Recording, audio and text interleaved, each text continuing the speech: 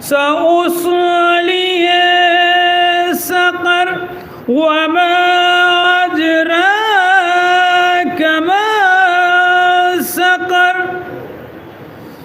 لا تبقي ولا تذر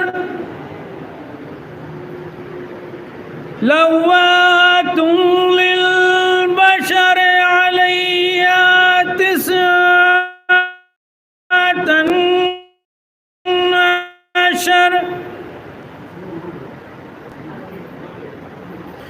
صدق الله العلي العظيم إن الله وملائكته يصلون على النبي يا أيها الذين آمنوا صلوا عليه وسلموا تسليما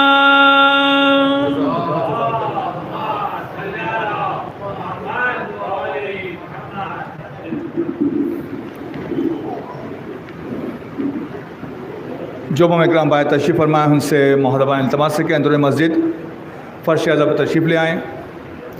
من جانب مشن آف حضرت ابو طالب السلام کے انعقاد کردہ خمسہ مجلس کی آج دوسری مجلس ہے جسے بھی کچھ ہی دیر میں خطاب فرمائیں گے. حجت الاسلام والمشن آف حضرت ابو طالب السلام کے انعقاد کردہ خمسہ مجلس کی آج دوسری مجلس ہے جسے بھی کچھ ہی دیر میں خطاب فرمائیں گے حجت الاسلام والمسمع جناب مولانا کمال احمد خان صاحب قبلہ. انشاءاللہ یہ سلسلہ 3 سفر تک جاری و ساری رہے گا. اس کے بعد مشن آف حضرت ابو طالب السلام طرف سے ایک خاص مجلس کا انعقاد کیا گیا ہے 4 سفر بروز جمعہ شب میں 8:30 بجے. اس میں جو خطاب فرمائیں گے حجت الاسلام والمسلمین علی جناب مولانا سید فیضان حضرت جوادی صاحب قبلہ. میں التماس کروں گا مشہور و معروف نوا خان سوس خان جناب نیر جون پوری صاحب تو تشریف لائیں اور بارگاہ امامت میں نظارت پیش کریں. جناب نیر جون پوری صاحب بر محمد وآل محمد صلی اللہ.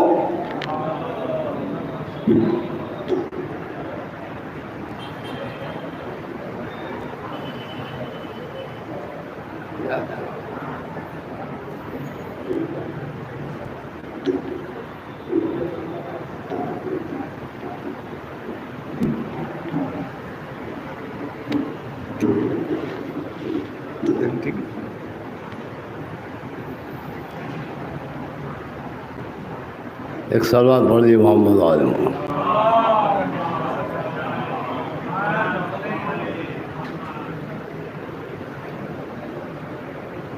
ایک مطلع 2 شعر پیش خدمت میں سماعت فرمائیں.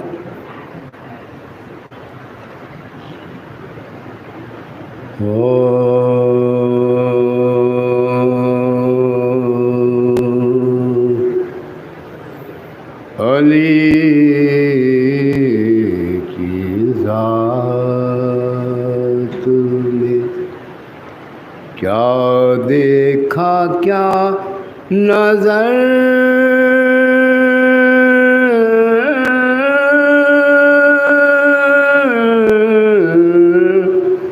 آیا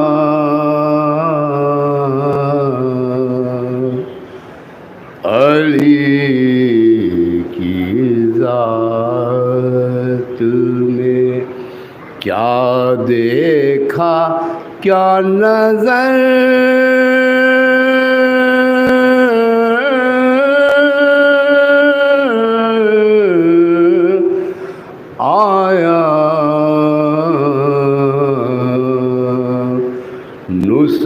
نصیریوں کو جو بندہ خدا نظر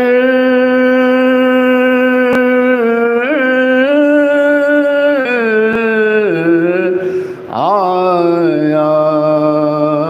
ایک سلوات پڑھیے محمد عالم.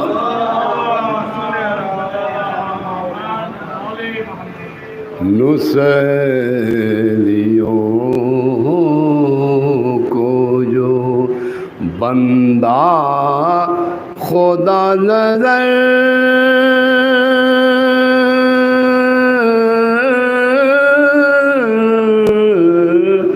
آیا. اور اپنا عقیدہ کیا ہے سماعت فرمائے شعر میں. وہیں جبھی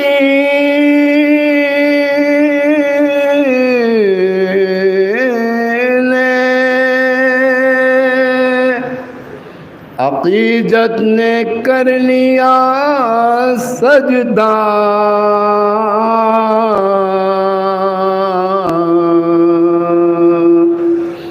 وہیں جبین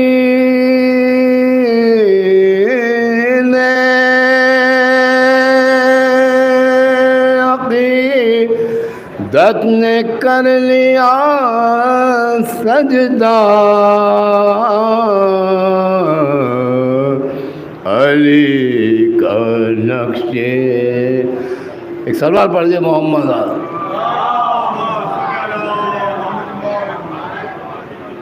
وہیں جبین عقیدت نے کر لیا سجدہ، جہاں علی کا ہمیں نقش پا نظر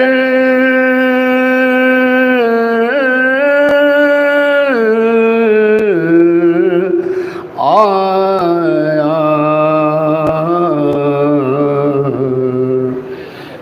علی کا اسم گرامی اسم اعظم ہے، جو سارے نبیوں کا مشکل کشا نظر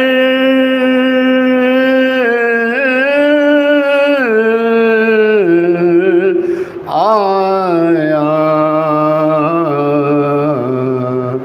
جو سارے نبیوں کا مشکل کشا نظر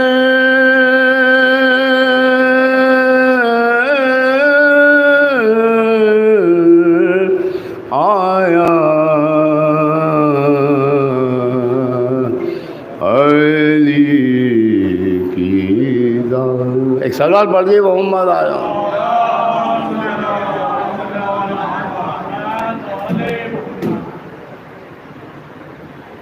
مولانا فرمائے سلام کے چند شعر پیش خدمت ہے، چند شعر فضائل کی اور چند شعر مصائب کے پیش کیے جائیں گے، انشاءاللہ حضرات لطف اندوز ہوں گے، محسوس ہوں گے، مصاب ہوں گے۔ ایک سوال پڑھ دیے محمد آیا۔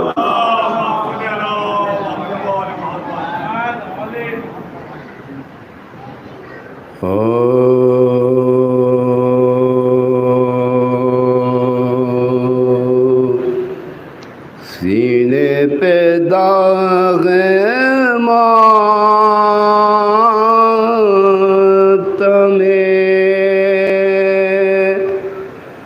مولا لیے ہوئے،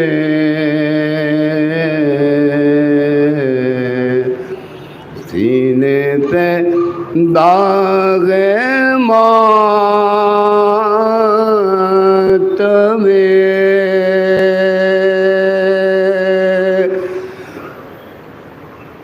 مولا لیے ہوئے،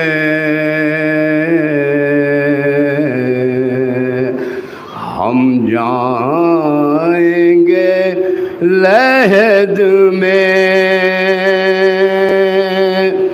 اجالا لیے ہوئے،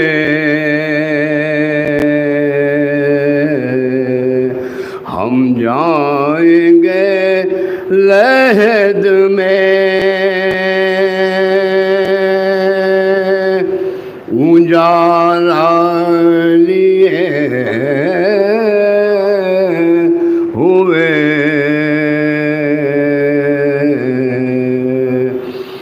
عشق علی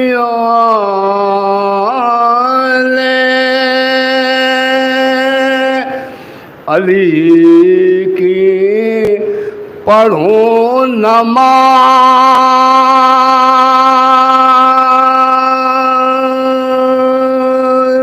عشق علی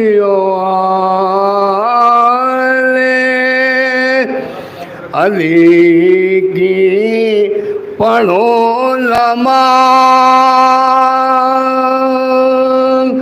کرب و بلا کھڑی ہے مصلی لیے ہوئے. ایک سلوات پڑھیے گا محمد علیہ. کرب و بلا کھڑی ہے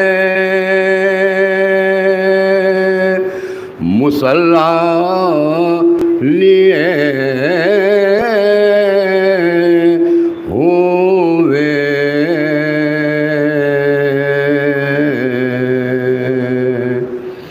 روزہ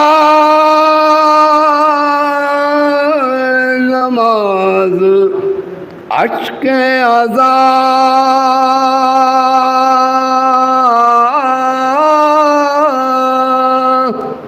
عشق مرتضی. روزہ نماز اشک عزا عشق مرتضی ہم ساتھ میں ہے سارا اثاثہ لیے ہوئے. ہم ساتھ میں ہے سارا اثاثہ لیے ہوئے.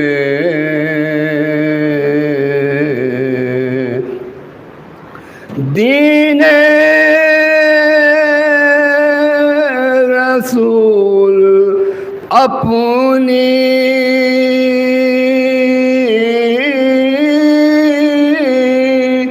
بجھا لے تو تشنگی.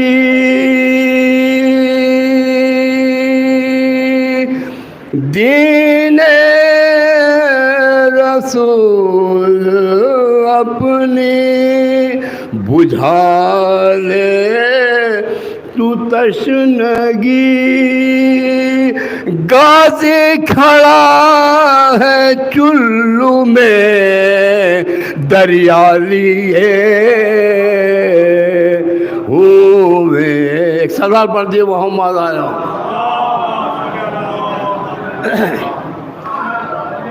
غازی کھڑا ہے چلو میں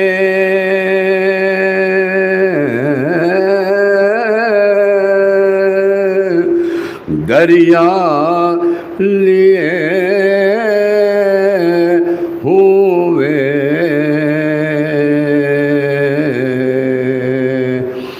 ایک تعزیے کی شکل میں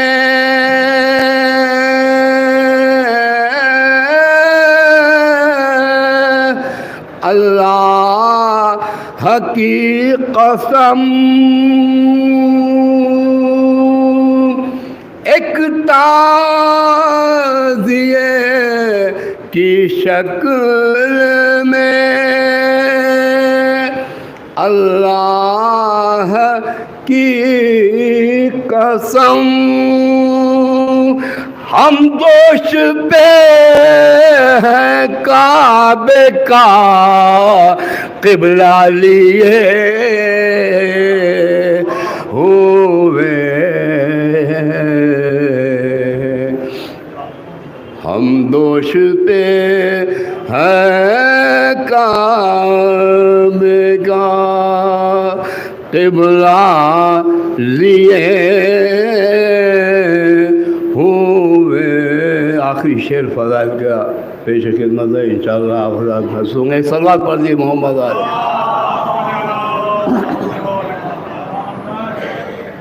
مہد بلاغت کہہ اٹھی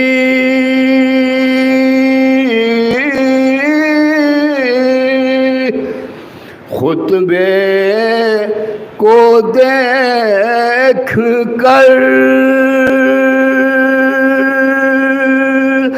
بیٹی ہے اپنے باپ کا لہجہ لیے ہوئے، بیٹی ہے اپنے باپ کا لہجہ لیے ہوئے۔ سلام اپنے ایک دم آخری مرحلے میں داخل ہو چکا ہے۔ یہاں سے آپ حضرات دو تین شعر مصائب کے سماعت فرمائیں انشاءاللہ مصاب ہوں گے۔ ایک صلوات پڑھیے محمد۔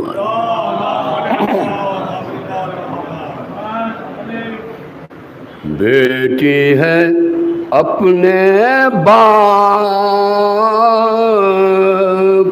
کا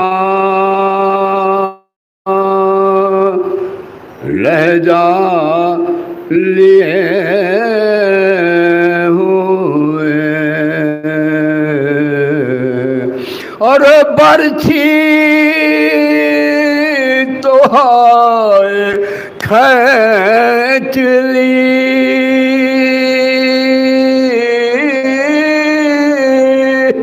شبیر نے مگر برچھی نکل کے آئی، کلیجہ لیے ہوئے، برچھی نکل کے آئی،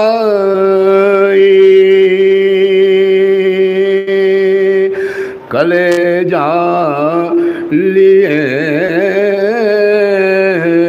ہوئے، آ کر خلیل خواب کی تعبیر دیکھ لو،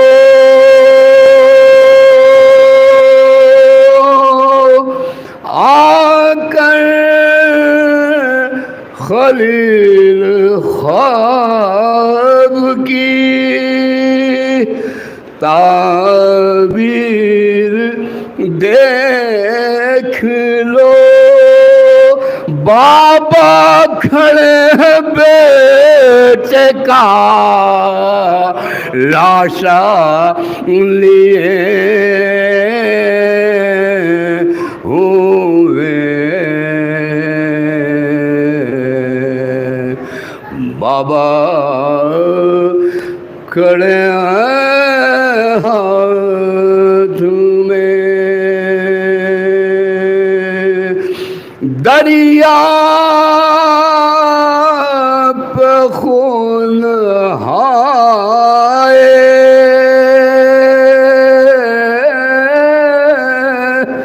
غضنفر کا بہہ گیا،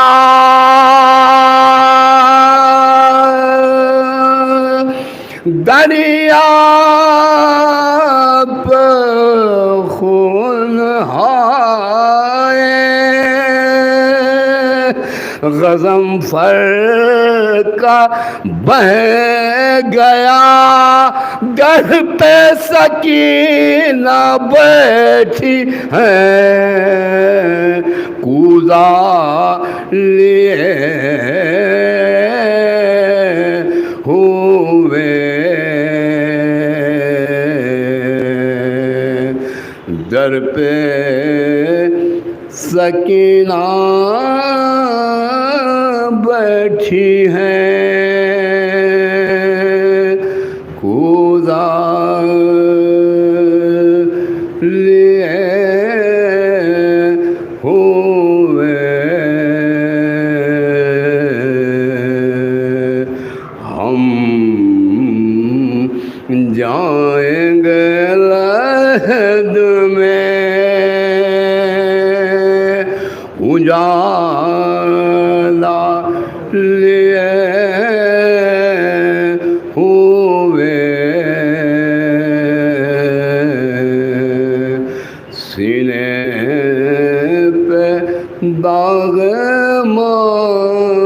الماتم.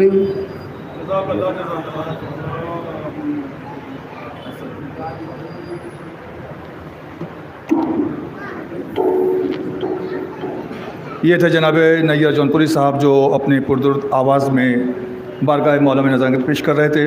من جانب مشن آف حضرت ابو طالب اسلام کے انعقاد کردہ خمسہ مجالس کی آج دوسری مجلس ہے، جسے بھی کچھ ہی دیر میں خطاب فرمائیں گے حجت الاسلام بل مسلمین علی جناب مولانا کمال احمد خان صاحب قبلہ.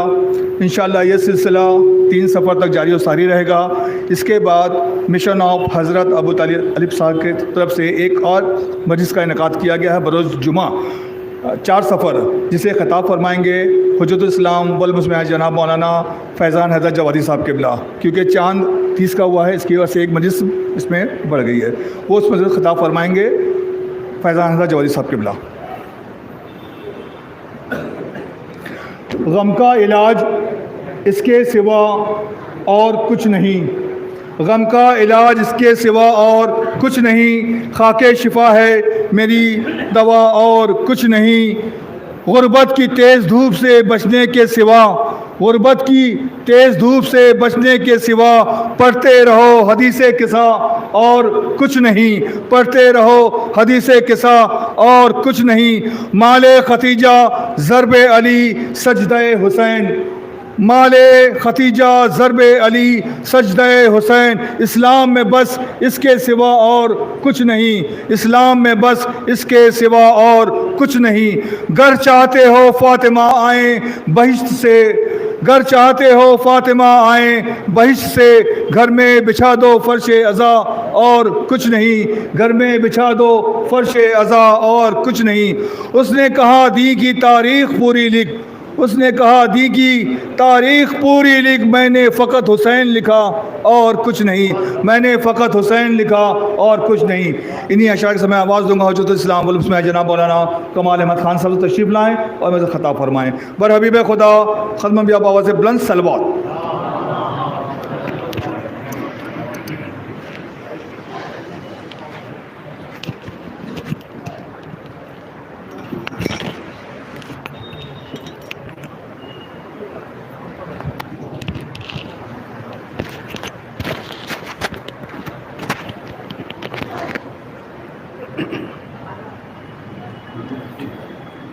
محمد وآل محمد آواز بلند صلوات.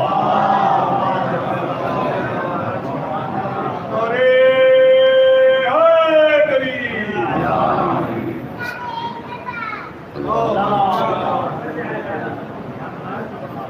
فاتحہ.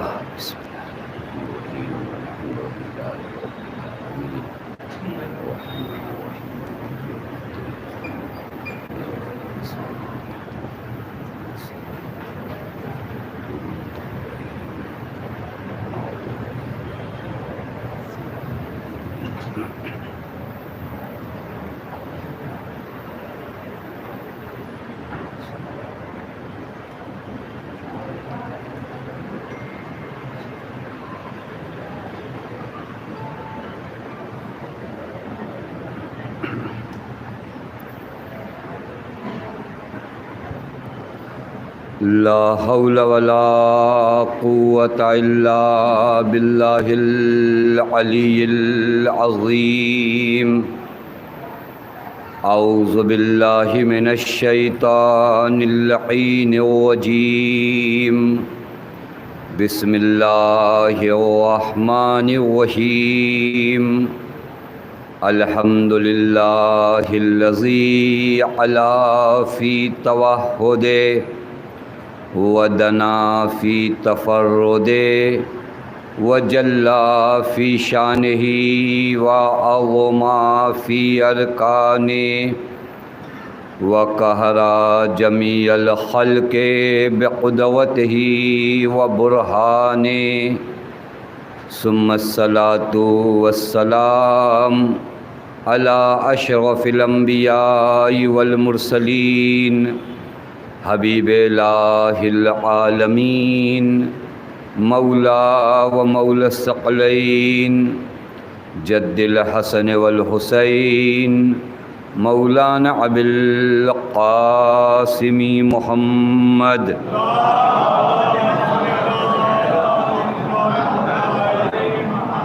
وعلى أهل بيته الطيبين الطاهرين المعصومين المظلومين المنتجبين لا سيما بقية الله في الأرضين واللعنة الدائمة الباقية العاجلة على أعدائهم ومنكري فضائلهم وغاصبي حقوقهم ومخربي شريعتهم أجمعين من الآن إلى يوم الدين. أما بعد، فقد قال الله الحكيم في محكم كتابه: بسم الله الرحمن الرحيم. يا أيها الذين آمنوا استجيبوا لله وللرسول إذا دعاكم لما يحييكم واعلموا أن الله يحول بين المرء وقلبه وأنه إليه تحشرون. صلوات پڑھیں محمد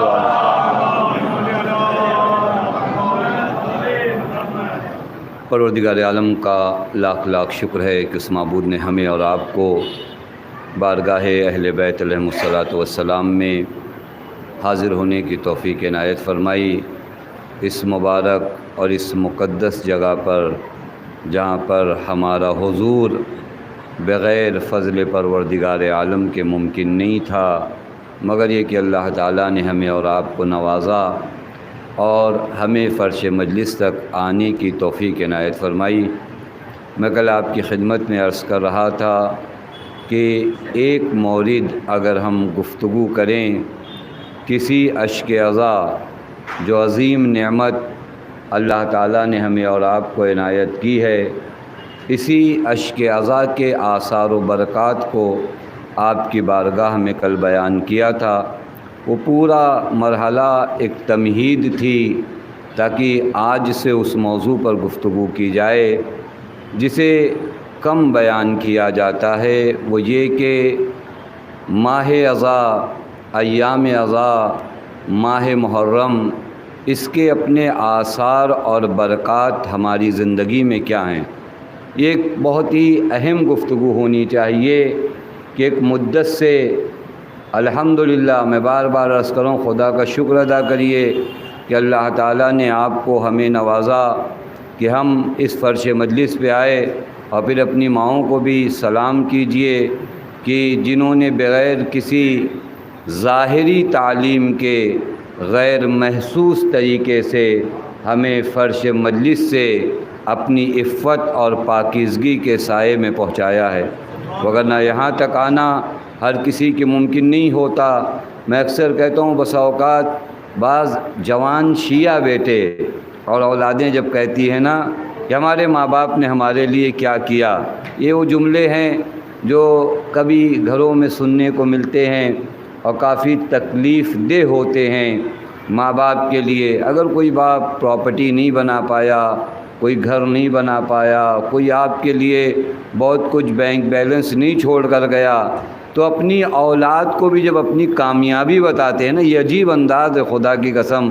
یہ وہ طنزیہ انداز ہے کہ جب تم اپنے ماں باپ کے سامنے اس طرح اپنے فضائل بیان کرتے ہو تو کم از کم ان کا دل اس قدر دکھا دیتے ہو کہ اس کے بعد بڑی سے بڑی وٹامن کام نہیں کرتی.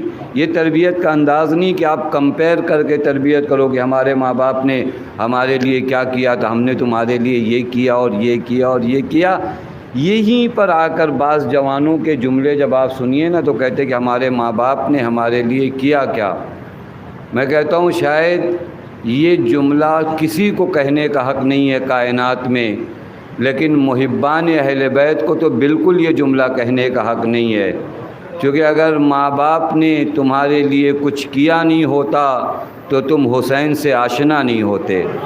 سب سے بڑی عظیم دولت جو ماں باپ نے تم کو عطا کی ہے، وہ دولت جو تمہارے قبر میں، حشر میں، نشر میں نے ایک جگہ پر عرض کیا تھا، محبت حسین حاصل کرنے کے لیے کون سی یونیورسٹی میں آپ گئے تھے، کون سے کالج میں گئے تھے، کون سے اسکول میں گئے تھے، کہاں پڑھ کے آئے ہو آپ؟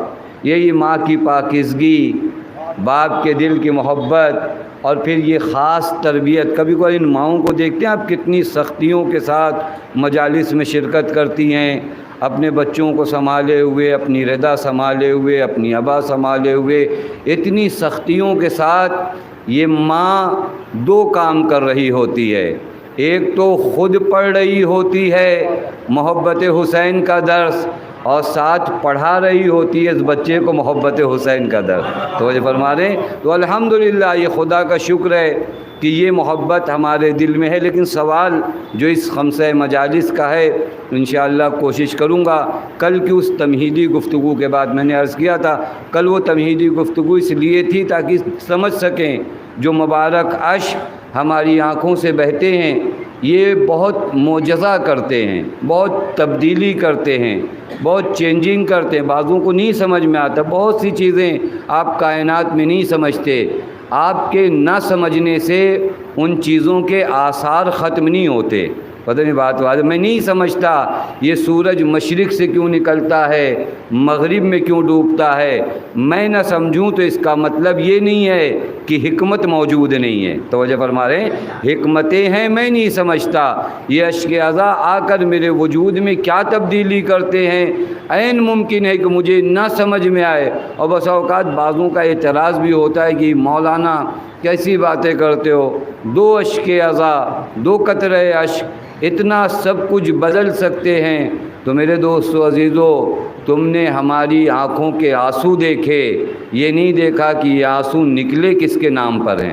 پتہ نہیں بات واضح ہو نہیں؟ تمہیں یہ دو قطرے اشک تو نظر آئے، لیکن اس ذات کو اگر دیکھ لیتے کہ جس ذات کے نام پر، جس ذات کے نام پر یہ آنسو نکلے ہیں، ہمیشہ چیز نسبتوں کی وجہ سے اہم ہوتی ہے۔ پتہ نہیں بات واضح ہو نہیں واضح ہوئی؟ ارے کعبے سے بہتر کئی مکانات ہیں یا نہیں کائنات میں؟ آپ مجھے انصاف سے بتائیے۔ تو جو فرما رہے ہیں ہمارے شہروں کی مسجدیں بھی ہو سکتا ہے ظاہری در و دیوار کے لحاظ سے کعبے سے زیادہ حسین ہو، کعبے سے زیادہ خوبصورت ہو، لیکن بیت اللہ اسے قرار دیا گیا تو کس نے کعبے کو معظم بنایا؟ ان اینٹوں نے معظم نہیں بنایا، ان پردوں نے معظم نہیں بنایا، اس نسبت نے معظم بنایا۔ پس اگر ظاہری اینٹ منسوب ہو جائیں خدا سے تو وہ بیت اللہ ہو سکتا ہے، اگر یہ عشق حسین سے منسوب ہو جائیں تو یہ عشق اعضا کیوں نہیں ہو سکتا؟ ایک صلوات پڑھے محمد و آل محمد۔ لہذا ایک اہم مرحلہ ہے جو ہمیں غور کرنے کے مقام ہے کہ یہ نسبت جو ہمیں سرکار سید الشہداء سے حاصل ہے، خدا کا صد افتخار کہ یہ نسبت ہمیں حاصل ہے۔ لیکن سوال ہر کوئی اپنے آپ سے کرے، اتنے دنوں سے ان مجلسوں میں آ رہے ہیں، اتنے دنوں سے فرش اعضا پر آ رہے ہیں، فرش اعضا کے آثار میرے وجود پر مترتب ہوئے یا نہیں ہوئے؟ فرش اعضا پر آنے سے میرا قلب چینج ہوا یا نہیں ہوا؟ میں مہاجر بنا یا نہیں بنا؟ میں نے ہجرت کی یا نہیں کی؟ جہاں تھا وہیں پر ہوں یا دو قدم آگے بڑھا؟ اگر آپ کا بچہ 1 سال تک اسکول جائے نا اور اسے صرف الفابیٹ یاد ہو تو آپ پورے اسکول کو سر پہ اٹھا لو گے کہ یہ 1 سال میں الفابیٹ یاد کیے ہوئے ہے، یہ تو ہم نے گھر میں پڑھا دیا تھا۔ 1 سال سے آپ کے اسکول میں آ رہا ہے، ہم فیس بھر رہے ہیں، ٹائم دے رہے ہیں، الفابیٹ اگر یاد کرنا تھا تو یہ تو ہم نے گھر میں پڑھایا تھا۔ 1 سال سے آپ نے کیا کیا؟ تو جو فرما رہے ہیں اگر 1 سال میں آپ کے بچے میں ذرہ برابر چینجنگ نہ آئے، وہی ABCD یاد ہو تو آپ پورے اسکول کو سر پہ اٹھا لیتے ہو کہ 1 سال بھیجا ہے مدرسے میں، اسکول میں، چینجنگ کیوں نہیں آئی ہے؟ کوئی ہم سے سوال کر لے، عمر کا 50 سال فرش مجلس پر گزار دیا ہے، تمہارے وجود میں تبدیلی کیوں نہیں آئی ہے؟ توجہ فرمانے ہیں نہیں، میرے وجود میں، یہ بھی تو اس سے بڑا مدرسہ ہے کہیں پر، اس سے بڑا کوئی مکتب ہے، میری معرفت میں کیوں نہیں تبدیلی آئی، میرے کردار میں کیوں نہیں تبدیلی آئی؟ لہذا میں نے کہا اس موضوع کو جو آپ کے سامنے میں عرض کروں، بہت اہم موضوع ہے کہ ان ایام اذا نے، ان مجلسوں نے، ماہ محرم نے، ماہ سفر نے، ان کے آثار کیا ہیں، ان کی برکات کیا ہیں۔ اور یہ بھی ایک بات آپ کی خدمت میں عرض کروں، برکتیں ان میں ہیں۔ کبھی کبھار ہوتا ہے کہ نزول بارش ہوتی ہے، لیکن بارش کا نزول اگر بنجر زمینوں پہ ہو، توجہ فرما رہے ہیں نہیں، زمینوں میں صلاحیت نہ ہو، کبھی آپ نے غور فرمایا اس چیز کو دیکھا ہے؟ اگر بہترین بیج لائیے، بہترین بیج کھیتی کے لیے، اور اسے لگائیے کہاں پر؟ پتھر پہ، اور پھر اس کے بعد بارش ہو جائے۔ قرآن نے اس کی مثال بڑی حسین انداز، ریاکاروں کی مثال دیا ہے۔ قرآن نے کہ ریاکاروں کا کام ایسے ہی ہوتا ہے، پتھروں پہ بیج لگاتے ہیں، پھر آسمان سے بارش نازل ہوتی ہے۔ یہ بیج پتھروں کے اندر سے پودے تو نہیں نکال سکتے، خود غائب ہو جاتے ہیں بارش کے پڑنے سے۔ قرآن کہتا ہے ریاکاروں کا کام یہی ہوتا ہے، کام نیک کرتے ہیں لیکن زمین نرم پہ نہیں کرتے، پتھروں پہ کرتے ہیں، ایک بارش آتی ہے سب بہہ جاتا ہے۔ یہ قرآن کی مثال ہے جسے قرآن نے بڑے حسین انداز میں بیان کیا۔ بہرکیف یہ بیج اگر لگا دی جائے نرم زمین پر اور اس کے بعد بارش ہو جائے، تو پھر آپ کھیتی کرنے والوں سے پوچھئے کہ پھر اس ایک بیج سے 70 گوشے اور 70 خوشے اور 70 دانے اور نہ جانے کتنی برکات ہیں۔ تو پھر ایام اذا میں جو معرفت کی بارش ہو رہی ہے، توجہ فرما رہے ہیں نہیں، جو اخلاص کی بارش ہو رہی ہے، جو تولع و تبرع کی بارش ہو رہی ہے، ان تمام کا ہمارے وجود پر اثر کیوں نہیں ہے؟ یا اگر ہے تو کم کیوں ہے؟ وہاں سے کمی ہے، کم وہاں سے تو کوئی کمی نہیں ہے، وہاں تو اتنی تیز سفر کرایا جاتا ہے کہ لمحے بھر اگر کوئی سوچ لے تو اسے ہر بنا دیتے ہیں۔ توجہ فرمایا نہیں، وہاں سے کہاں کمی ہوتی ہے؟ کمیاں جتنی ہیں میرے وجود میں ہے کہ میں نے اپنے وجود کو تیار کیا یا میں نے اپنے وجود کو آمادہ نہیں کیا۔ بہرکیف اگر اس مسئلے کو آپ آ کر دیکھیے، میں ایک برکت آج کی اس مجلس میں ایام اذا کی عرض کروں، اور یہ رزق کے محرم ہے، اسے ذہن میں رکھیے گا۔ محرم کا رزق، کل بھی عرض کیا تھا، رزق کو دال روٹی میں ختم مت کریے، رزق کے معنویت بہت زیادہ ہیں۔ محرم کے ارزاق میں سے اور محرم کے رزق میں سے، چونکہ یہ بھی آپ کی خدمت میں عرض کروں، رزق کے معنوی کے خاص وقت ہوتے ہیں، خاص ٹائم ہوتے ہیں، خاص جگہیں ہوتی ہیں۔ آپ دیکھیے جو ثواب آپ کو مسجد الحرام میں نماز پڑھنے کا وہ یہاں پر نہیں ہے، جو ثواب آپ کو حرم امام حسین میں نماز پڑھنے کا وہ یعنی مکان فرق کرتا ہے، زمان بھی فرق کرتا ہے۔ جو قرآن کی تلاوت آپ نے ماہ مبارک رمضان میں کیا ہے، عام دنوں میں اگر کریں تو اتنا ثواب نہیں ہے۔ یعنی رزق معنوی کی زیادتی اور کمی زمان کو دیکھ کر بھی ہو، تو قرآن بہترین مثال ہے۔ اگر آپ قرآن کے حضور میں جائیے، جب جناب یعقوب کے بیٹوں نے آ کر کیا کہا تھا، یا ابانا استغفر لنا ذنوبنا انا کنا خاطئین، بابا ہم خطا کار ہیں، ہمارے لیے آپ کیا کر دیجئے، استغفار کر دیجئے۔ تو جناب یعقوب نے کیا فرمایا، سوف استغفر لکم، میں ابھی تمہارے لیے استغفار نہیں کروں گا، ان قریب میں تمہارے لیے استغفار کروں گا۔ مسئلہ سمجھیے گا، ٹائم فرق کرتا ہے، ہر ٹائم ایسا جیسا نہیں ہوتا۔ کہ سوف استغفر لکم، ان قریب میں تمہارے لیے استغفار کروں گا۔ امام جعفر صادق علیہ الصلوۃ والسلام فرماتے، حضرت فرماتے وَأَخَّرْهَا إِلَى سَحْرَةِ اللَّيْلِ، جناب یعقوب نے اتنا ٹائم کیوں لیا؟ معلوم ہے شب جمعہ کا انتظار کر رہے تھے، معلوم ہے وہ شب جمعہ جو دعا کی جائے اس کے آثار اپنے الگ ہوتے ہیں۔ میں بس اتنا کہنا چاہ رہا ہوں کہ ہر وقت کا ایک خاص مرحلہ ہوتا ہے، ہر رزق ہر خاص وقت اور مکان و زمان میں ملتا ہے، اور محرم کا جو رزق ہے، سفر کا جو رزق ہے، ایام اذا کا جو رزق ہے، انہی مہینوں میں آپ کو حاصل کرنا ہے، لہٰذا اپنے وجود کو تیار کریے۔ دیکھیے وہ رزق ہمیں مل رہا ہے یا نہیں مل رہا ہے۔ ایک رزق آپ کی خدمت میں عرض کروں جو ایام اعضاء میں ہر عزادار کو پروردگار عالم سے طلب کرنا چاہیے، اس رزق کا نام رزق معرفت ہے۔ اس رزق کا نام رزق معرفت۔ میں نے ایسے کہ نا ہم نے رزق کو لا کر سمیٹ دیا وہ مادی اور میٹیریل ارزاق میں کہ یہ روٹی روزی اور یہ نہ ہو تو کہتے ہیں رزق بند گیا اور کم ہو گیا، لیکن ارزاق معنوی کی جانب ہم نے توجہ نہیں کیا۔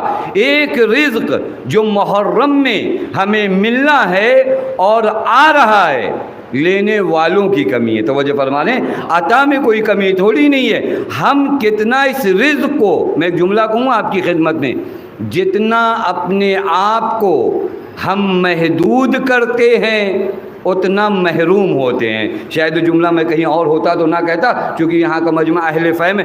جتنا اپنے آپ کو محدود کرو گے اتنا محروم رہو گے، جتنا اپنے آپ کو بڑھاؤ گے اتنا رزق ملتا جائے گا۔ محدودیت محرومیت لاتی ہے۔ شاید اس جملے کی بھی میں وضاحت کر دوں، آپ غور فرمائیے، میں بہت قریب سے آپ کو لے جانا چاہ رہا ہوں۔ اگر آپ کہیں مہمان گئے ہوں تو جو فرمائے محدودیت انسان کے وجود میں محرومیت لاتی ہے۔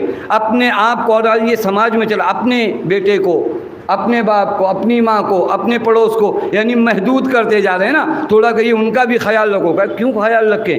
ہم سے کیا مطلب ہے؟ یہ ہم اور میں اتنا ہم نے اپنے آپ کو محدود کر دیا ہے کہ محروم ہو گئے ہیں۔ پتہ نہیں یہ بات میں اور قریب لے جا کر آپ کو سمجھاؤں۔ مثلا آپ کہیں مہمان گئے ہوں، آپ کے سامنے چائے کی ایک ٹرے لائی جائے، کئی کپ میں چائے ہو، آپ ایک کام کر سکتے ہیں، کپ اٹھائیں، ایک ایک کو جو وہاں لوگ ہیں بڑھاتے جائیں۔ تو یہ جو ٹرے لے کر آدمی کھڑا ہے نا، یہ آگے نہیں بڑھے گا، یہ پھر آپ ہی کے پاس رکا رہتا ہے۔ کیوں رکا رہتا ہے؟ کیونکہ وہ دیکھ رہا ہے کہ یہ کپ اپنے لیے نہیں رکھ رہے ہیں، یہ کپ بڑھاتے چلے جا رہے ہیں۔ تو جو فرمانا ہے نہیں، وہ آپ کے سامنے ٹرے لے کر کھڑا ہو جاتا ہے چونکہ آپ بڑھا رہے ہو۔ لیکن اگر آپ اپنی کپ اٹھا لو تو جو فرما رہے ہیں نہیں، پھر اس کے بعد یہ ٹرے لے کر آگے جاتا ہے۔ یعنی جہاں تم نے میرا گھر، میرے بچے محدود کیا، دسترخوان خدا ہٹتا ہے۔ جہاں وسیع کرتے گئے، کہا میرا بندہ خود عطا کر رہا ہے، اب اسے اتنا دوں گا کہ سارے عالم کو یہ بانٹے گا۔ ایک صلوات پڑھے محمد و آل محمد صلی اللہ علیہ وسلم۔ جتنا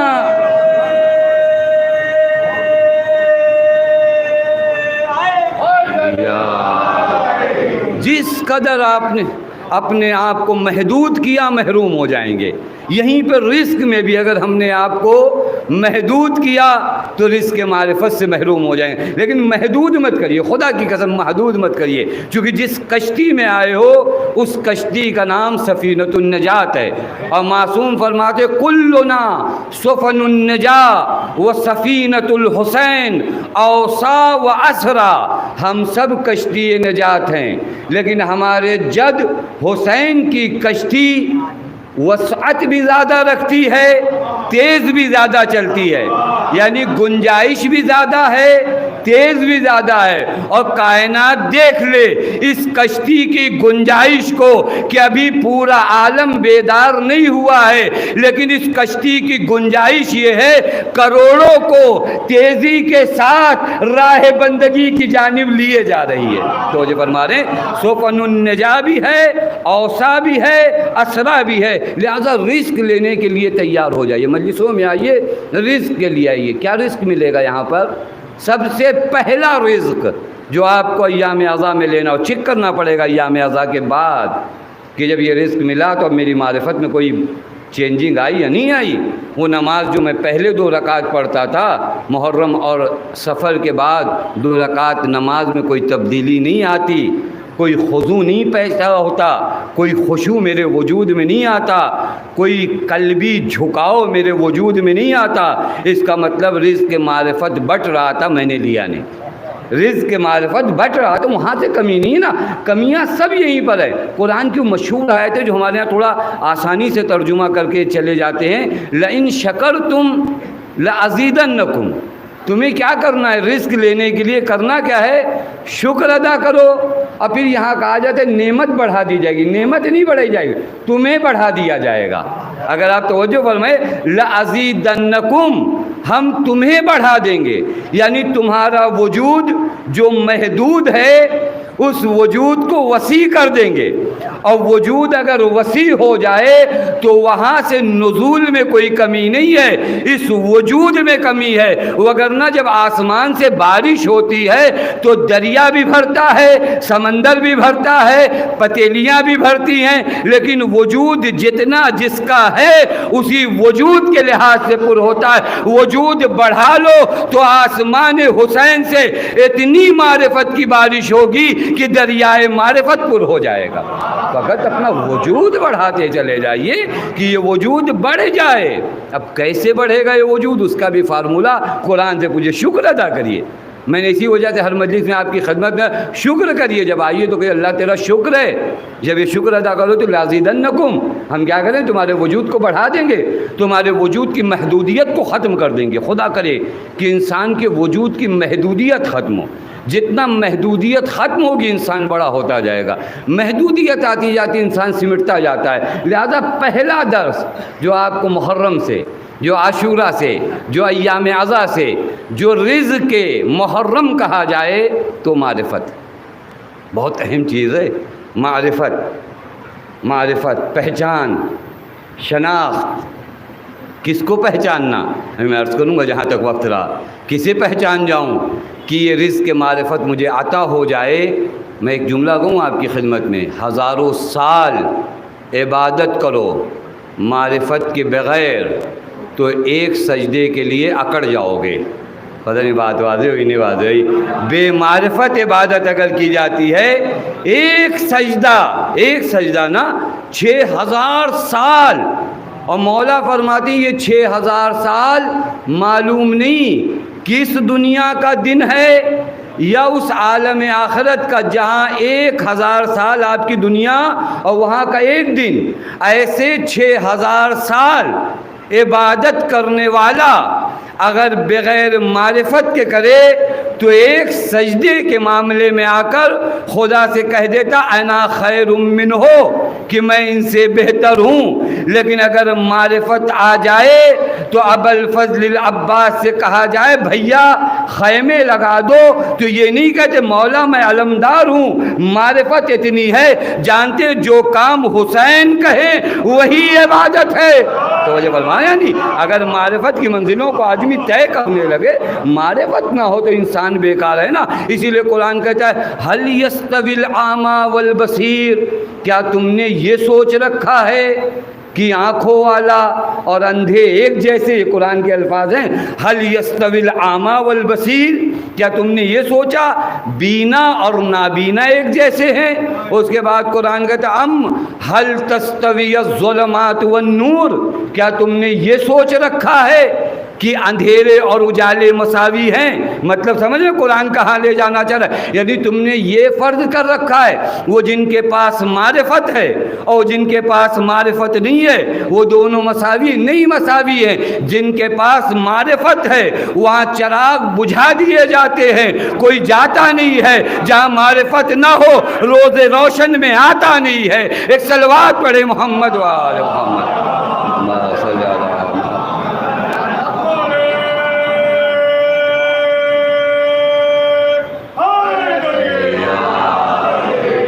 معرفت نہ ہو انسان کے وجود میں، نا معرفت نہ ہو تو پیغمبر فرماتے انسان کی قیمت کچھ نہیں ہے۔ آج ہمارے سماج میں ویلوز کا جو پتہ لگایا جاتا ہے، ارزشوں کا، کیسے کون سی گاڑی سے آپ اترے، کون سے برانڈ کا کپڑا آپ پہنتے ہو، کون سے برانڈ کی گھڑی آپ پہنتے ہو، اور سب سے لیٹسٹ جو پہچاننے کا انداز ہے جسے ہر ایک کوئی دیکھ کر پہچان، کون سا موبائل آپ استعمال کرتے ہو۔ پیغمبر فرماتے اکثر الناس قیمتاً، آدمی کی قیمت نہ اس کے لباس سے لگاؤ، نہ اس کی گاڑی سے لگاؤ، اپنی زبان میں کہیے نہ اس کے موبائل سے لگاؤ۔ اکثر الناس قیمتاً اکثر علماً، انسان کی قیمت اس کی معرفت سے لگاؤ۔ تو جب انسان کی قیمت اس کی معرفت سے لگاؤ، معرفت ہوگی تو غلام ہوگا، مینارے اذان پہ ہوگا، معرفت نہیں ہوگی، عرب ہوگا، بزم رسول سے بھگا دیا جائے گا۔ تو جو فرمان ہے نہیں، معرفت کی بنیاد پہ قیمتیں لگائیے۔ ہاں اگر معرفت ہے تو غلام صحیح مینار اذان پہ جائے گا، معرفت نہیں ہے تو آپ بڑے بڑے خاندان کے دعوے لے کر آؤ، ہم اس سے ہیں، یہ قبیلہ ہے، یہ قبیلہ ہے۔ پیغمبر اخرج، نکلو یہاں سے، چونکہ یہاں قدر کس کی ہے؟ اہل معرفت کی ہے۔ معرفت ہے تو سر آنکھوں پر، معرفت ہے تو کیا فرق کرتا ہے جون کون ہے، بلال کون ہے؟ معرفت ہے تو پھر معرفت ہے، معرفت نہیں ہے تمہارے چہروں کا رنگ تمہاری ویلیو کو نہیں بڑھاتا، تمہاری خاندان تمہاری ویلیو کو نہیں بڑھاتی، تمہارا مال تمہاری ویلیو کو نہیں بڑھاتا۔ معرفت کتنی ہے؟ پیغمبر کا جملہ، اکثر الناس قیمتاً علماً واقل الناس قیمتاً علماً۔ معرفت کے لحاظ سے کم تو ویلیو کم، معرفت کے لحاظ سے اگر بڑا تو ویلیو زیادہ، یہ ہے معرفت۔ اب معرفت ہے کیا؟ کسی نے سرکار سید الشہداء، اور یہ یاد رکھیے گا، میں جو آپ کی خدمت میں، اہل بیت علیہ الصلوۃ والسلام اپنے چاہنے والوں کو چاہتے ہیں کہ اہل معرفت بنے۔ یاد رکھیے گا، معرفت نہیں ہوگی نا، کبھی کبھار نعرے لگائے جاتے ہیں، شعار دیے جاتے ہیں، یہ شعار اور نعرے جو لگائے جاتے ہیں، بے معرفت قومیں ہو سکتا ہے جذبے میں نعرے تو لگا دیں، لیکن مصیبتوں کے وقت یہی نعرہ لگانے والے، ایک جملہ کہوں، 18,000 خط نہیں تھے، 18,000 نعرے تھے۔ تو وجہ فرمان ہے نہیں، یہ 18,000 نعرے تھے، لیکن بے معرفتوں کی جانب سے جو نعرے لگائے جاتے ہیں، ایک ابن زیاد کے آنے سے وہ سارے نعرے دب جاتے ہیں، لیکن میدان کربلا میں ایک دوست حبیب نام کا جب نعرہ لگاتا ہے تو تلوار جتنی تیزی سے آتی ہے، نعرہ اتنی بلند آواز سے لگاتا ہے۔ یہ معرفت کا نعرہ جو ہوتا ہے یہ نہیں لگتا، بے معرفتوں کے نعرے لگتے رہتے ہیں، ماحول دیکھا، حالات دیکھے، سسٹم دیکھے کہ ہم مولا آ جائیے، پھر جب معرفت نہیں ہے، جب آپ سرکار سید الشہداء کو نہیں پہچانتے تو نہیں رہتے۔ ایک ابن زیاد آ گیا، پورا معاملہ ختم، پورا معاملہ ختم۔ جبکہ حضرت بار بار چاہتے ہیں اپنے چاہنے والوں کو اہل معرفت بنائیں۔ اہل معرفت کسی کو بھی سرکار سید الشہداء دھوکہ دے کر نہیں لے۔ آپ پوری تاریخ پڑھیے، جب مکے سے نکلنے لگے جو جملہ ہے مولا کا کیا ہے؟ من کان باذلا فینا مہجتہ وموطنا علی لقاء اللہ نفسہ فلیرحل معنا انی راحل غدا انشاءاللہ۔ اس نعرے پہ مجمع جمع کیا ہے مولا نے۔ کس نعرے پر؟ من کان باذلا فینا مہجتہ وموطنا علی لقاء اللہ نفسہ۔ ہر کوئی میری کربلا میں نہیں آئے، تو جب ہر کوئی میری کربلا میں نہیں آئے، حسین کے 7 افراد کم ہیں، لیکن بھیڑ نہیں جمع کرنا ہے۔ میں نے ایک جگہ پر عرض کیا تھا، بھیڑ اور مجمع وہاں جمع کیا جاتا ہے جہاں کرسی چاہیے ہوتی ہے۔ کرسی والوں کو فرق ہی نہیں پڑتا کہ آپ ابھی ریلی سے نکلنے کے بعد ہمیں کیا کہو گے، فرق نہیں پڑتا۔ ابھی ریلی میں آ کر آپ مجمع جمع کر دو تاکہ میڈیا کو یہ پوز دکھا سکے کہ لوگ اتنے آئے تھے۔ بات ہو رہی ہے؟ یعنی کرسیاں اگر چاہیے ہوتی ہیں تو مجمع آ جائے، جہاں پر کرسی کی جنگ ہو وہاں مجمع جمع کیا جاتا ہے، جہاں ویلوز کی جنگ ہو وہاں مجمع نہیں کردار جمع کیا جاتا ہے۔ تو یہ فرمایا نہیں، وہاں کردار جمع کیا جاتا ہے، سب کو آنے کی ضرورت ہی نہیں ہے۔ حضرت نے من کان باذلاً، خون جگر بہانے کا حوصلہ ہے، یہ مولا کا جملہ ہے۔ آنا چاہتے ہو میرے ساتھ؟ کون مجھے انصاف سے بتاؤ نا، کون اس نعرے پہ مجمع جمع کرتا ہے؟ مولا پہلے ہی سے ساتھی کم ہیں، مدینے سے کتنے لوگ آپ کے ساتھ آئے، یہ مکے میں اچھا خاصا مجمع ملا، یہاں کچھ اعلان کریے۔ کہا نہیں، بے معرفتوں کو کربلا تھوڑی نہیں لے جانا ہے۔ تو یہ فرمائے نہیں، بات واضح نہیں، بے معرفتوں کو کربلا تھوڑی نہیں لے جانا ہے، مجھے تو اہل معرفت چاہیے نا۔ 72 ہوں، یاد رکھیں ایک جملہ، 72 ہوں، زندہ ہوں تو 1400 سال بعد تک زندگی بانٹتے ہیں۔ کروڑوں کا مجمع ہو، مردہ ہو تو حسین کو نہیں چاہیے ہوتا ہے، مردوں کو لے کر جنگ نہیں کرنا ہے۔ ویلوز کی جنگ زندوں کو لے کے کی جاتی. 72 آؤ لیکن زندہ رہو, دل زندہ ہو, کردار زندہ ہو تو آؤ. پھر ایسی کربلا سجاؤں گا, توجہ فرما رہے ہیں, ایسی کربلا سجاؤں گا کہ دنیا حیرت میں رہ جائے گا. اور آپ دیکھ لیجئے نا, خدا کی قسم, کبھی آپ انصاف کریں, میں اپنی بات سے بھٹک رہا ہوں جہاں مجھے پڑھنا, کبھی لیکن بات آ گئی تو عرض کروں, کبھی آپ غور کریے, 1400 سال سے زیادہ عرصہ گزر گیا. 1400 سال تقریباً ہو رہا ہے آپ غم امام حسین منا رہے ہو. کیوں, کیا ہے؟ میرا اپنا کوئی عزیز بھی گزر جائے نا جس سے خونی رشتہ ہو, آپ نے کبھی اندازہ کیا ہو؟ یہ سب نے اندازہ کیا ہو, چونکہ ہم لوگ یہ چیز زیادہ دیکھتے ہیں کہ پتہ چلا وہ نماز پڑھانے بھی گئے میت کی, اور پھر سیوم کی مجلس میں بھی گئے, چہلم کی مجلس میں بھی گئے, پھر میں, تو وہ راز کا کیریکٹر بدلتا رہتا ہے. اگر آپ توجہ فرمائیں نا, جس دن انتقال ہوتا ہے اس دن عجب حالت ہوتی ہے. سیوم کی مجلس میں اگر آپ جائیے تو تھوڑا سے نارمل ہوتا ہے, اور چہلم کی مجلس میں بہت زیادہ آرام سے ہوتا ہے, اور برسی میں تو پہچان میں بھی نہیں آتا کہ انہی کے گھر کی مجلس ہے. تو جو فرما رہے ہیں وہ اتنا نارمل ہو جاتا ہے, چونکہ غم ہے نہیں, یہ بھی اللہ تعالیٰ کی نعمت ہے. تو جو فرمائیے, اللہ تعالیٰ نے بعض جگہوں پہ نسیان کو, بھولنا کیا ہے, نعمت ہے. یہ بھولنے کو آپ لوگ ہمیشہ نقمت مت سمجھیے, بھولنا نقمت ہے, نعمت ہے. لیکن ہم لوگ جسے بھولنا ہے یہ ہمارا پرابلم ہے. جو چیز بھولنے کو کہا گیا اس کو بھولتے نہیں, اور جس کو نہیں بھولنے کو کہا گیا اس کو بھول جاتے. ہم سے کہا دشمنی بھول جاؤ, ہم کہتے نہیں, اتنے سالوں سے چلا آ رہا ہے, کیسے بھول جائیں. ہم سے کہا جاتا ہے بھول جاؤ کسی نے تمہارے ساتھ کیا برا کیا تھا. تو جو فرمایا اس نعمت کا یہاں پہ استعمال نہیں. ارے ہمیں یاد ہے آپ نے کیسی ہماری, تو غلط یاد ہے. مومن تھے تو بھول جاتے. تو وجہ فرما رہے ہیں, یعنی یہ جو کہا جاتا ہے بڑے افتخار سے کہا جاتا ہے 14 سال ہو گئے لیکن جو آپ نے ہماری توہین کیا تو وہ ہم بھولے نہیں. تو غلط کیا, آپ نہیں بھولے, بھولنا چاہیے تھا. ایمان کا تقاضا یہی تھا کہ اگر کوئی برا کرے تو بھول جاؤ. یہاں پرابلم یہ ہوتا ہے کہ کوئی ہمارے ساتھ برا کرے تو ہم بھولتے نہیں, اور ساتھ ساتھ اگر 10 روپے کی مدد ہم نے کسی کی کر دیا وہ بھی نہیں بھولتے. یہ سب جگہ بھولنے کی تھی. تو جو فرمایا یہ سب جگہ کون سی ہے, بھولنے کی ہے. جسے نہیں بھولنا تھا, معلوم ہے کس کو نہیں بھولنا تھا, خدا کو نہیں بھولنا تھا.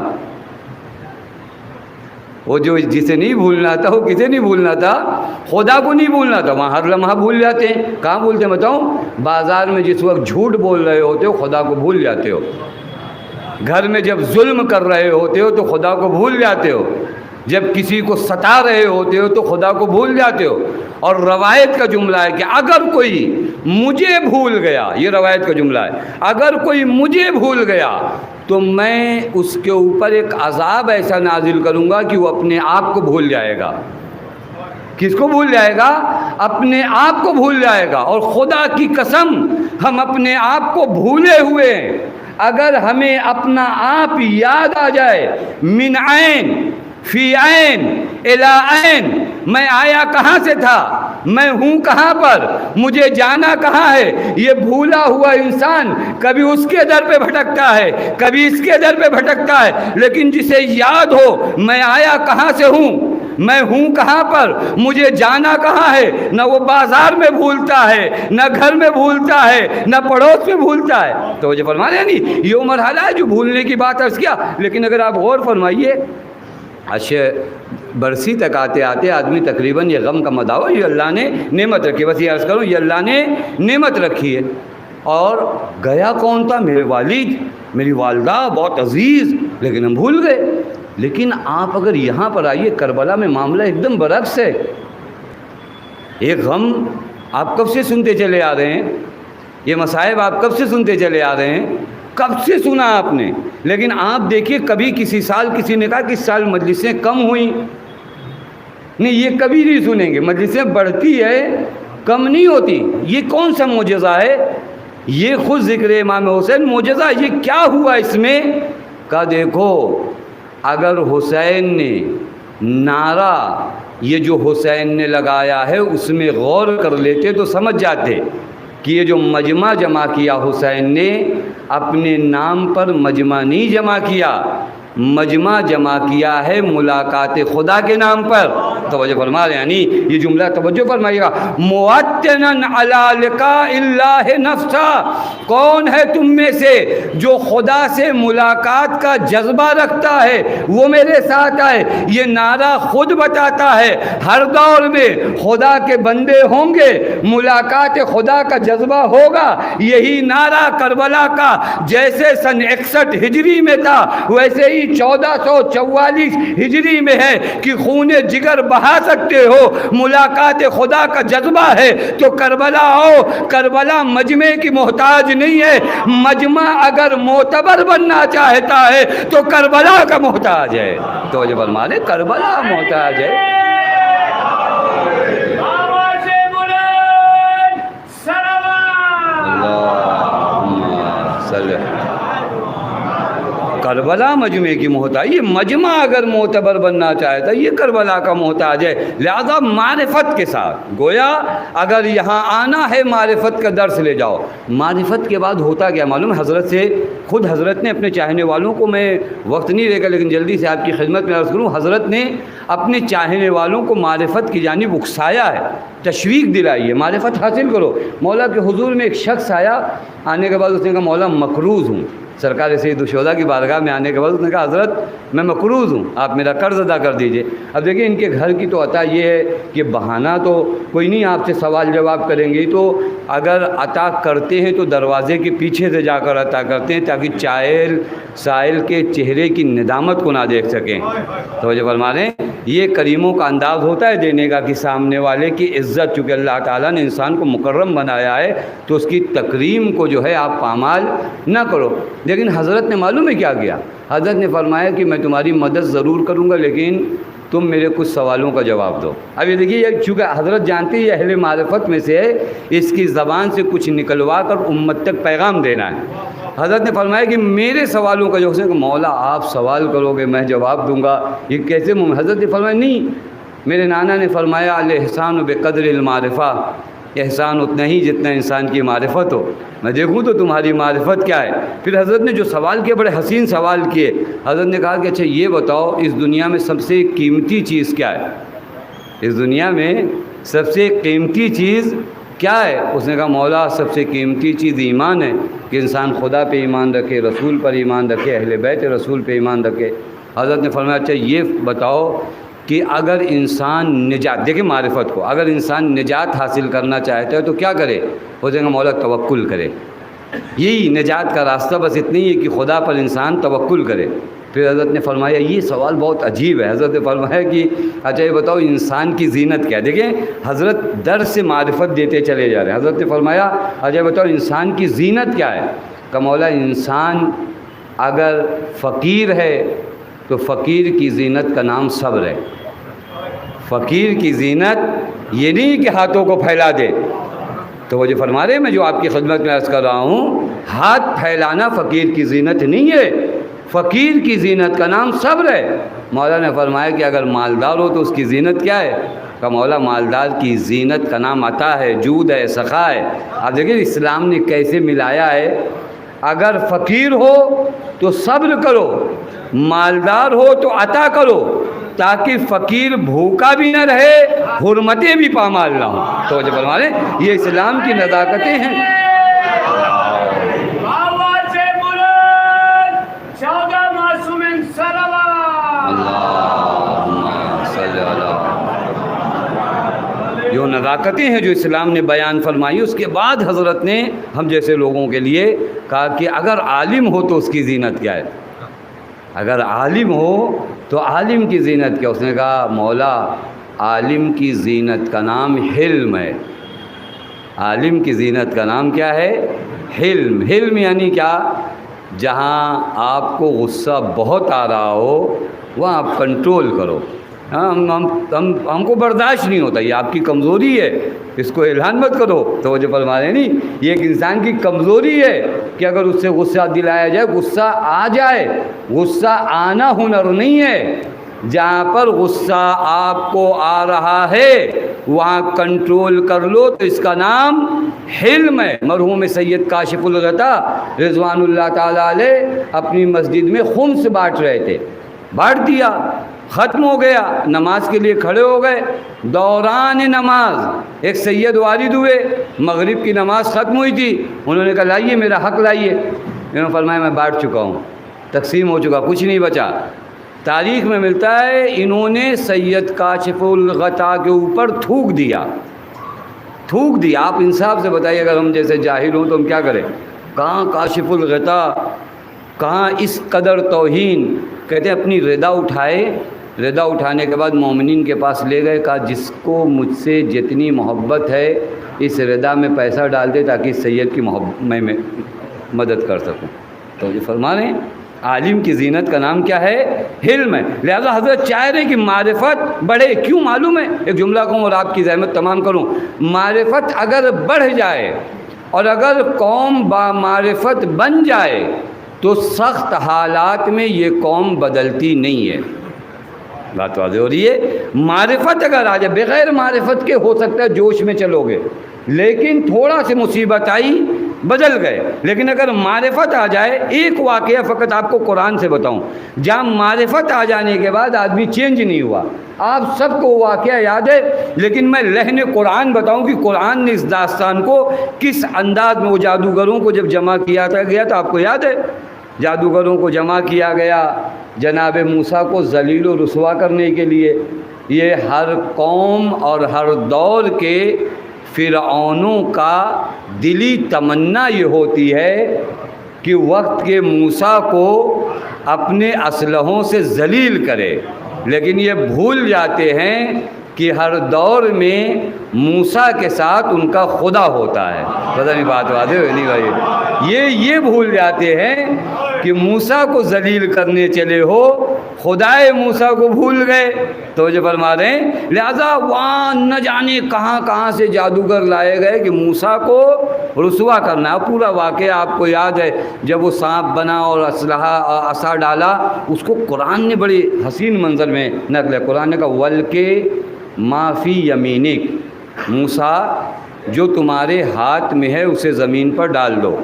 لطافت قرآنیہ کو دیکھیے، خدا کی قسم، قرآن عصا کا نام لے سکتا تھا، یہ نہیں لے سکتا تھا۔ جناب موسیٰ کے ہاتھوں میں کیا ہے؟ عصا ہے، تو کہا جاتا کہ عصا کو زمین پہ ڈال دو۔ قرآن کہتا ہے وَلْقِ مَا فِي يَمِينِكَ، جو ہاتھ میں ہے وہ ڈال دو۔ لہجے قرآن سمجھ رہے ہیں، کہا اگر عصا کہتے تو شاید کسی کے ذہن میں یہ آ جاتا کہ عصا کا کوئی کردار تھا۔ نہیں، بات واضح نہیں ہوئی۔ اگر عصا کہہ دیا جاتا تو شاید لوگوں کو یہ لگتا کہ عصا میں کوئی معجزہ تھا، عصا کا کوئی کردار تھا۔ حکم خداوندی تو یہی ہے وَلْقِ مَا فِي يَمِينِكَ، موسیٰ جو ہاتھ میں ہے وہ ڈال دو۔ یعنی کہنا یہ چاہتے ہیں کہ اگر حکم خدا ہو جائے تو کنکریاں ہاتھیوں کو بسمار کر دے، کیونکہ اہم حکم خدا ہے۔ یہ عصا، یہ کنکری کیا، جو ہاتھ میں ہے ڈال دو، ڈال دیا اور پورا مرحلہ۔ اور جو جادوگروں نے دیکھا، میں معرفت عرض کروں، جب معرفت آ جاتی تو انسان کتنا بدل جاتا ہے۔ ان جادوگروں کو جمع کیا موسیٰ کو ذلیل کرنے کے لیے، خدا کا حکم آیا وَلْقِ مَا فِي يَمِينِكَ، اور جب انہوں نے دیکھا کہ ہر فن کا ماسٹر اپنے فن کو خوب پہچانتا ہے، جادوگروں نے جب یہ مرحلہ دیکھا نا، انہیں تو اتنا سمجھ میں آ گیا کہ یہ جادو نہیں ہے، کیونکہ جادو میں تو ہم اسپیشلسٹ ہیں، ہم جانتے ہیں جادو کی ایک ایک قسموں کو جانتے ہیں، یہ جادو نہیں ہے۔ تو قرآن کہتا ہے فَأُلْقِيَ السَّحَرَةُ سُجَّدًا وَقَالُوا آمَنَّا بِرَبِّ ہارون وموسیٰ۔ جیسے ہی یہ منظر دیکھا جادوگروں نے سر سجدے میں رکھ دیا۔ یہ قرآن کے لہجے میں کبھی اس داستان کو سنیے، فَأُلْقِيَ السَّحَرَةُ سُجَّدًا، انہوں نے کیا کیا؟ سر سجدے میں رکھا۔ وَقَالُوا آمَنَّا بِرَبِّ ہارون وموسیٰ، کہ ہم ہارون اور موسیٰ کے رب پر ایمان لائے۔ اب یہاں پہ بھی نزاکت قرآنی ہے، اعلان کر دیتے نا خالی کہ موسیٰ اور ہارون کے رب پر ایمان لائے، سجدے میں جانے کی کیا ضرورت تھی؟ کہ دیکھو کبھی کبھار اگر ہم نے اپنے عمل کے ذریعے بہکایا بہت لوگوں کو ہے تو پھر عمل کر کے دوبارہ بتا دیں کہ وہ جو تھا وہ باطل تھا، اب جو ہے وہ حق ہے۔ اگر جملوں میں کہتے تو شاید بہت لوگ متوجہ نہیں ہوتے، لیکن ہم نے تو جادو کیا تھا نا، اب سجدے میں جا کر بتائیں گے۔ اس کے بعد کیا ہوا؟ یہ ہر زمانے کے فرعون کو ہٹ بہت ہوتا ہے۔ فرعونوں کو ایک یہ رہتا ہے کہ میری بات نہیں مانی گئی۔ اب وہ چھوٹے بڑے فرعون ہوتے ہیں، تھوڑا تھوڑا فرعون بڑا ہو تو اس کو زیادہ غصہ آتا ہے، چھوٹا فرعون ہو تو چھوٹا غصہ آتا ہے۔ قرآن نے لہجہ جو نقل کیا ہے فرعون کا، عجیب لہجہ نقل کیا ہے۔ قالا آمنتم قبل ان آذن لکم، تم ایمان لے آئے مجھ سے اجازت نہیں لیا۔ دیکھیے فرعونی لہجہ ہے یا نہیں؟ ایمان لے آئے مجھ سے اجازت نہیں لیا، تمہیں پتہ ہے میں کیا کروں گا؟ فَلَأُقَطِّعَنَّ أَيْدِيَكُمْ وَأَرْجُلَكُمْ مِنْ خِلَافٍ، میں تمہارے ہاتھ کاٹ دوں گا، میں تمہارے پیر کاٹ دوں گا۔ وَلَأُصَلِّبَنَّكُمْ فِي جُذُوعِ النَّخْلِ، میں تمہیں سولی پہ چڑھا دوں گا۔ یہ فرعون کی دھمکی، یہ فرعون کی دھمکی۔ اب تک یہ جادوگر فرعون کے حکم سے آئے تھے موسیٰ کو رسوا کرنے۔ اب جب معرفت آئی، دیکھیں معرفت کرتی کیا ہے، اب جب معرفت آئی تو فرعون کو برا لگا، لیکن اہل معرفت کو پرواہ نہیں ہوتی فرعون کو برا لگے یا فرعون سے بڑے کسی فرعون کو برا لگے۔ اہل معرفت کی نگاہوں میں بس اب خدا ہوتا ہے، میرے عمل سے خدا راضی ہے تو کائنات کے سارے فرعون ناراض ہو جائیں تو کوئی فرق نہیں پڑتا۔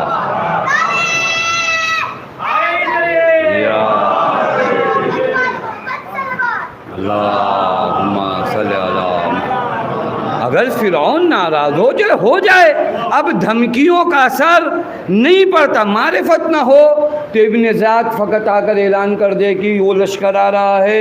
دیکھیں یہی ہوا نا، کوفے کے پورے واقعے کو کبھی قریب سے جا کر دیکھیے، اعلان ہوا شام سے لشکر چلا ہے اور وہ آئے گا اور ایسا کرے گا۔ بے معرفت قوم جناب مسلم کو چھوڑ کر چلی گئی، معرفت ہو تو فرعون وہیں پر موجود کہہ رہا ہے فَلَأُقَطِّعَنَّ أَيْدِيَكُمْ، ہاتھ پیر کاٹ دوں گا، وَلَأُصَلِّبَنَّكُمْ فِي جُذُوعِ النَّخْلِ، سولی پہ چڑھا دوں گا۔ اب اہل معرفت کا جواب سنیے، توجہ فرما رہے ہیں، قرآن کا لہجہ ہے۔ کہا کسے ڈراتے ہو؟ انما تغزی، عجیب ہے معرفت کتنا بدل دیتی ہے۔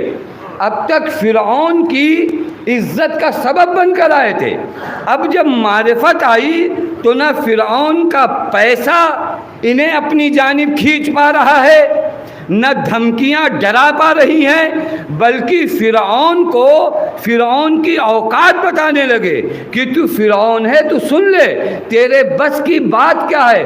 انما تغزی فی ہذہ الحیات الدنیا، کسے ڈراتا ہے؟ ہاتھ پیر کاٹ دوں گا، تیرا دست قدرت ہم بتاتے ہیں، تیرے اختیار میں جو کچھ ہے بس یہی تک ہے فیصلہ کرنا، وگرنہ اس سے بڑا ایک عالم ہے وہاں تیری دست رسائی نہیں ہے۔ مطلب سمجھو، معرفت آ جائے تو فرعون کی دھمکیوں کا جواب انسان فرعون سے ڈر کے نہیں دیتا بلکہ فرعون کو اوقات بتا کر دیتا ہے۔ انما تقضی ہذہ الحیات الدنیا، تیرے بس کی کیا ہے، تیرے بس کی کیا ہے کہ تو آئے ہمیں ڈرائے۔ اور صرف ایک دعا تھی، معلوم ہے خدا کی قسم اہل میں انشاءاللہ کل عرض کروں گا آپ کی خدمت میں، رزق محرم جو معرفت ہے نا بہت اہم ہے۔ پھر اس کے بعد ایک دعا ہے جو قرآن میں آپ لوگ قنوت میں بھی پڑھتے ہیں، ربنا افرغ علینا صبرا وتوفنا مسلمین۔ اہل معرفت مرنے سے ڈرتے ہی نہیں، اہل معرفت فقط یہ چاہتے ہیں کہ جب جائیں تو حال اسلام میں جائیں تو خدا راضی ہو۔ مرنے سے کون ڈرتا ہے، مرنے سے کون ڈرتا؟ ان کی دعا یہ الگ ہوتی ہے نا، ربنا، یہ اس وقت کی دعا ہے جب ان کو سولی پہ چڑھا دیا گیا تھا اور خون وجود سے ٹپک رہا تھا تو دعا کیا ربنا افرغ علینا۔ فرعون کی اس قدر ذلت کیا کہ فرعون سے نہ ریکویسٹ کیا، نہ التماس کیا، نہ اس لائق سمجھا کہ فرعون کو مخاطب کرتے، بلکہ کیا کہا، ربنا افرغ علینا صبر، اے میرے رب، اے ہمارے پروردگار عالم، تو صبر کی بارش نازل کر، چونکہ مرحلہ سخت ہے، تیری جانب سے اگر صبر کی دولت نہیں ملے گی تو پائے سے بات میں لرزش آ جائے گی. صبرا و توفنا مسلمین، اور جب اس دنیا سے جائیں تو اسلام و تسلیم کی حالت میں جائیں. یہ اہل معرفت کا جملہ ہوتا ہے دربار فرعون میں. اگر معرفت آ جائے اور وہیں پر معرفت اگر اپنی معراج پر پہنچ جائے تو ثانیہ زہرا کے لہجے میں یزید کے دربار میں، دیکھیں اہل معرفت کا لہجہ کیا ہوتا ہے. مجال نہیں ہے کسی کی جو یزید کا نام لے سکے. اعلیٰ حضرت جناب والا، اور نہ جانے یزید کو اپنا نام سنے کتنے سال گزر گئے ہوں گے. ہاں چاپلوس نام نہیں سننے دیتے. جناب والا اعلیٰ حضرت، یہ وہی کوئی معرفت کے منارے پہ کھڑے ہو کر آئے کہ یبن طلقا، اے غلام زادے. توجہ فرما رہے ہیں نہیں، خدا کی قسم کوئی آئے اور کہے یبن طلقا، اے غلام زادے. یہ ہے معرفت کا لہجہ، یہ ہے اہل معرفت کا لہجہ. ہاتھ بندھے ہیں، اسیر ہیں، قیدی ہیں، بھوکے ہیں، پیاسے ہیں، لیکن حوصلہ اتنا ہے کہ دربار یزید میں علی کی بیٹی خیبر کی شجاعت آ کر بتا رہی ہے اے غلام زادے کے بیٹے، اے غلام زادے. اور اس کے بعد وہی جملہ کہا، وہ جملہ میں نقل کرنا چاہتا ہوں، یہیں سے مصائب پڑھوں. قد قیدک وسعسایک فواللہ لا تمہو ذکرنا ولا تمیت وحینا.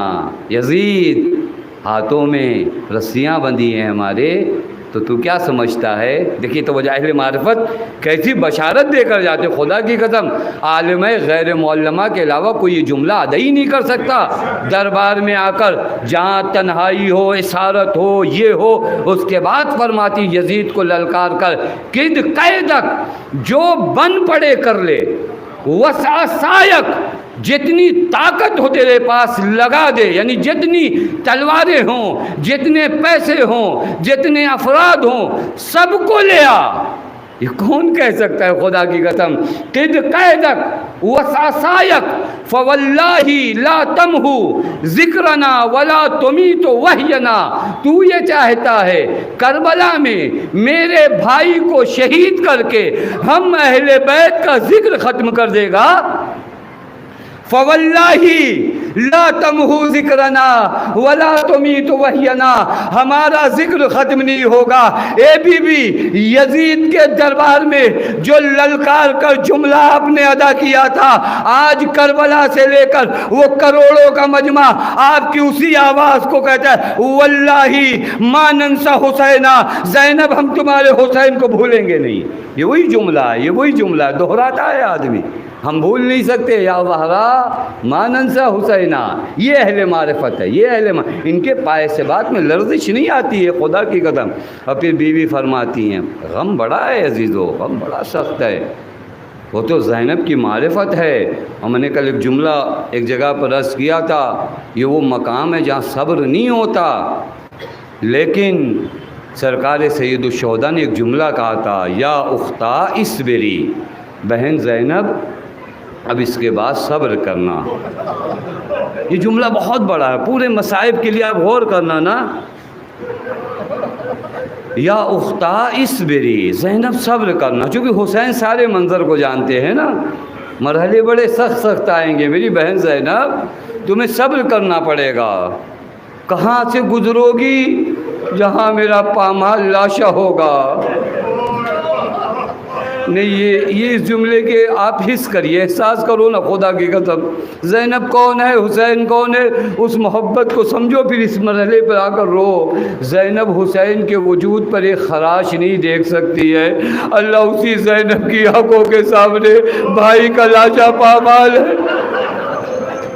یا اختہ اصبری، یہاں پر بھی زینب نے عمل کیا. بھیا تو نے کہا ہے صبر کرنے کو، زینب صبر کرے گی.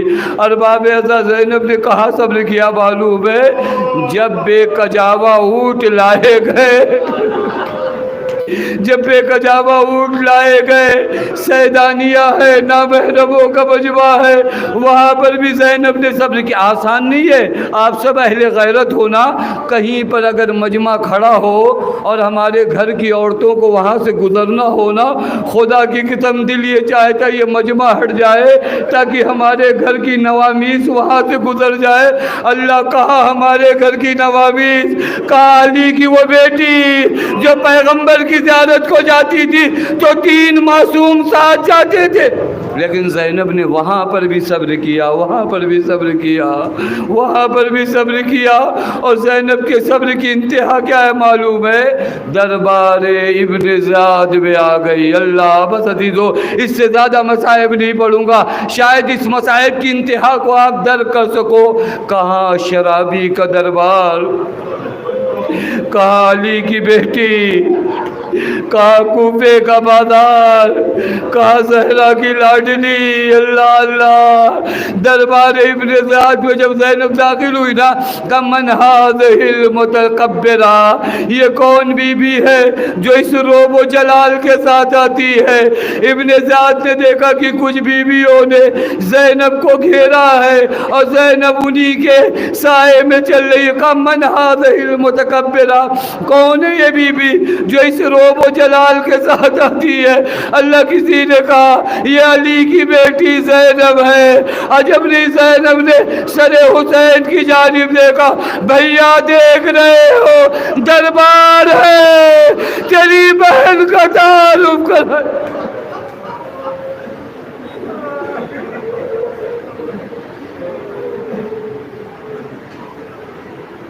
وَسَيَعْلَمُ الَّذِينَ ظَلَمُوا أَيَّ مُنْقَلِبٍ يَنْقَلِبُونَ إِنَّا لِلَّهِ وَإِنَّا إِلَيْهِ رَاجِعُونَ رِضًا بِقَضَائِهِ وَتَسْلِيمًا لِأَمْرِهِ۔ بار الہ تجھے تیرے حق کا واسطہ، آل محمد کے حق کا واسطہ، ہم میں جو بیمار انہیں شفائے کامل و عاجل عنایت فرما۔ بار الہ ہم میں جو پریشان ہیں ان کی پریشانیوں کو دور فرما۔ بار الہ ہم میں جو مقروض ہیں ان کے قرض غیب سے ادا فرما۔ بار الہ اس مختصر سے عبادت کو قبول فرما۔ بار الہ حاضرین، بانیان اور تمام مومنین و مومنات کی حفاظت فرما۔ بار الہ تجھے تیرے حق کا واسطہ، آل محمد کے حق کا واسطہ، ہم سب کو حج زیارات سے مشرف فرما۔ بار الہ ہماری قوم کے بچوں کو، جوانوں کو، نوجوانوں کو ترقی عنایت فرما۔ بار الہ ہمارے بزرگوں کو، بیماروں کو شفائے کاملہ و عاجلہ عنایت فرما۔ بار الہ تجھے تیرے حق کا واسطہ، آل محمد کے حق کا واسطہ، معبود تجھے بی بی زینب سلام اللہ علیہ کا واسطہ، وارث عدل و انصاف، امام زمان کے ظہور میں تعجیل فرما، ہمیں ان کے آوان و انصار میں شمار فرما۔ ربنا تقبل منا انک